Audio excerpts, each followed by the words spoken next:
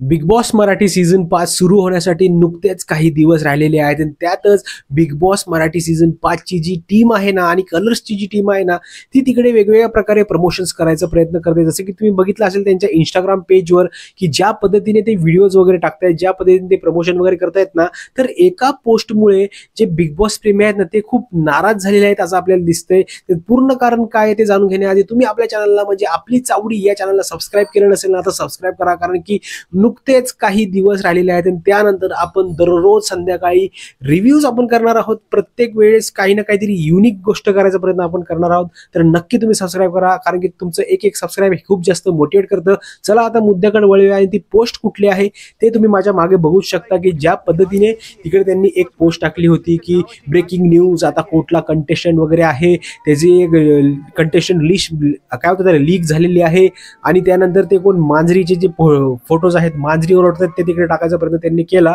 तर त्या व्हिडिओच्या खाली जर तुम्ही कमेंट्स जर बघितले ना ते कमेंट्स खूप वेगवेगळ्या प्रकारचे होते आणि खूप असे वाईट होते। तिकडे ते म्हणतायत की अशी फालतू स्ट्रॅटेजी तिकडे करू नका तुम्ही, हे असल्या नादामध्ये तुमचा टीआरपी वगैरे पडतोय का काय, टीआरपी पडेल। खाली काही काही एका दुसऱ्या जणांनी तिकडे लिहिलेलं बॉयकॉट बिग बॉस, या अशा वेगवेगळ्या प्रकारच्या गोष्टी तिकडे ते कमेंट करत होते आणि खूप लोक तिकडे म्हणतायत की आता बस झालं, आता काहीही तुम्ही टाकू नका, आता फक्त बिग बॉस चालू करा आणि बिग बॉस चालू झाल्यानंतर आम्ही तो बिग बॉस बघू ऑटोमॅटिक, काहीच आता तुम्ही प्रमोशनसाठी व्हिडिओज टाकू नका।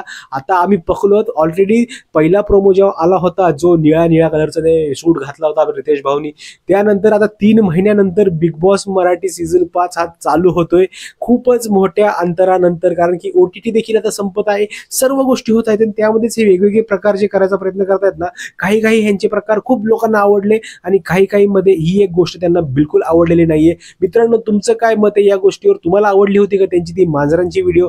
नक्की मला कमेंटमध्ये सांगा, कारण की तुमचं एक एक मत हे खूप जास्त महत्त्वाचं आहे। मित्रांनो, भेटूया पुढच्या व्हिडिओमध्ये, तोपर्यंत जय हिंद, जय महाराष्ट्र।